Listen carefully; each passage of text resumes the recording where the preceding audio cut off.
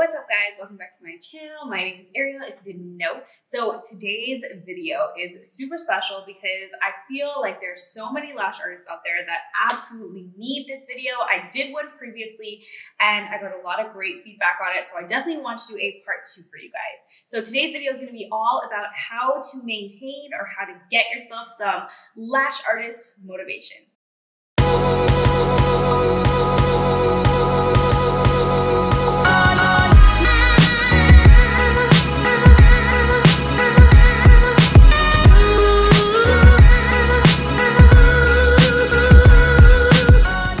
Okay, so I have a few tips, not necessarily just tips, but definitely some questions, some facts, some things I definitely want you guys to ask yourself, especially when you're in that like rut of feeling like you're unmotivated or when you kind of just feel like you need that extra motivation.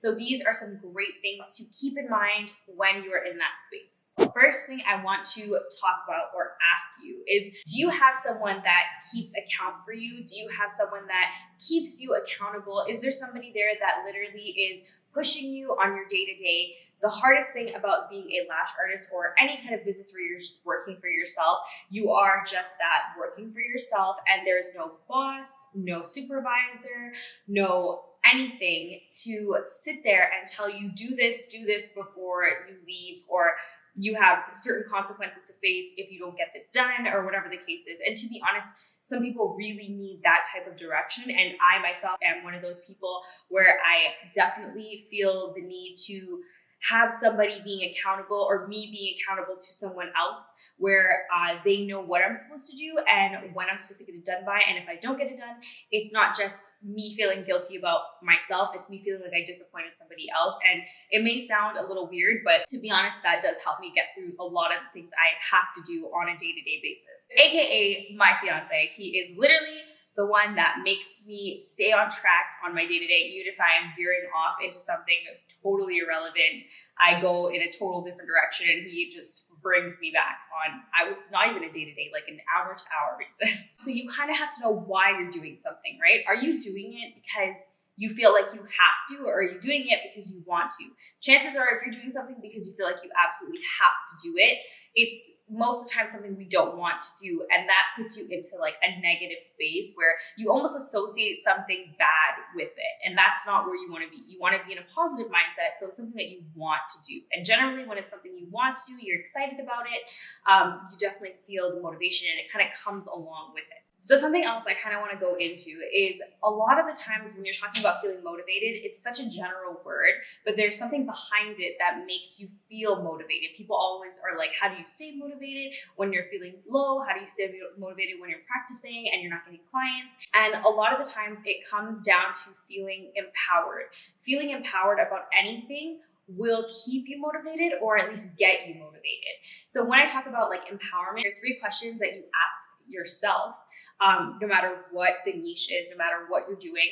And if you can answer all 3 of these questions with a yes, then that means that you are empowered, and that kind of therefore brings competency, and it gives you that confidence, and it kind of moves you into the fact of saying that, yes, I am motivated, or I feel motivated. So question 1 is, can you do it? Do you have the training to do what it is that you're looking to do? For this obviously example, we're talking about lashing. So are you trained in lashes? Do you have a certification in lashes? Are you able to actually perform the skill or the service? So if yes, you move on. So the next one is, based on what you know and the training you have and the education that you have, will what you're trying to do give you the end result that you're looking for? Again, if yes, you go on to your next one. The last one is it worth it? Is the time that you put into it, is the effort you put into it, based on all the things that you learned, all the things you know, is it worth your while? And chances are, if all the answers are yes, this is where you start to feel empowerment, because you are competent, you are able, you are in a position where you can do something, where you can move forward. When it comes to competency and it comes to being confident and feeling confident about something, a lot of the times that comes from growing and learning. And that also comes from you putting yourself out there. So when you put yourself out there, you put yourself out there to receive feedback. And that is where you're in that little bubble of growth. If you're just at home and you know that you don't like something, or you're doing lashes and you're not feeling confident about it, and you're doing absolutely nothing about it, or you're just practicing and nothing is being changed, nothing is being done about it, you're not actually doing enough for yourself to feel empowered about it. In this scenario, you absolutely need to put yourself out there to get the feedback to then help you grow, which will make you feel confident, which will give you that empowerment, which pushes you right into that motivating state. Okay, so the last thing I do want to mention, or the last thing I want to talk about, is basically just being a positive lash tech. Sometimes it's, I mean, we're always talking about lashes, but it's just about being a positive person. I strongly believe in manifestation and putting out what we want back into the world. And this is something that is super, super important. And it comes down to the way that we talk to ourselves, talk to our clients, the way we view things. Speaking about being a positive lash tech, the one thing I do want to say, and it may sound like super weird or super confusing, but when you do things to become a better lash tech. Don't do things to avoid being a bad lash tech, if that makes sense. The reason that I'm saying that is that perception is key. Perception is super important and super impactful. And if you can look at a situation and look at something that you're struggling with or something that you just feel like you don't like, you can literally think of it in a way, how do I make this positive? How do I make this better? How do I make myself better?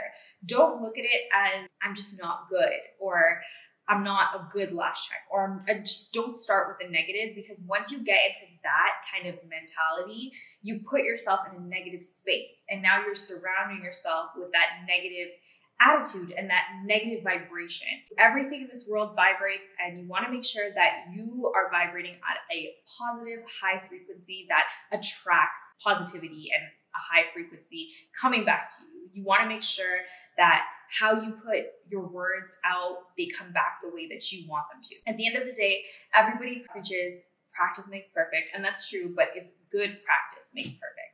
It's super important to practice on a daily basis, but you also need to practice being positive.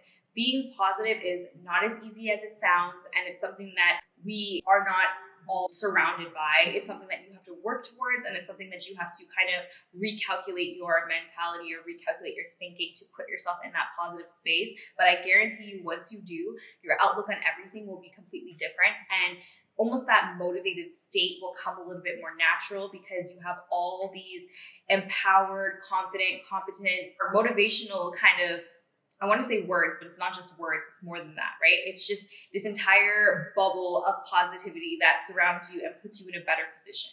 Okay guys, that is it for this video. I hope that it was helpful. I hope that you guys are able to take this, I guess, like tidbit of knowledge, take these little bit of tips and questions and put it into your perspective and kind of make it work for you. Again, I know being a lash artist is not the most motivating experience, especially in the beginning, and I know how hard it is and how frustrating it is, but I think if you're able to take these things and put it into your situation and kind of turn your negative into a positive, you will see the brighter side of things, and it'll be a little bit easier, or not just easier, but it'll be, I guess, like more uplifting to put yourself in that motivated state. If you guys like videos like this, please comment down below and let me know. I don't mind doing them. I just don't know if you guys like them, so let me know. Don't forget to like, comment, share, and subscribe, and I'll be back with something new next time. Bye!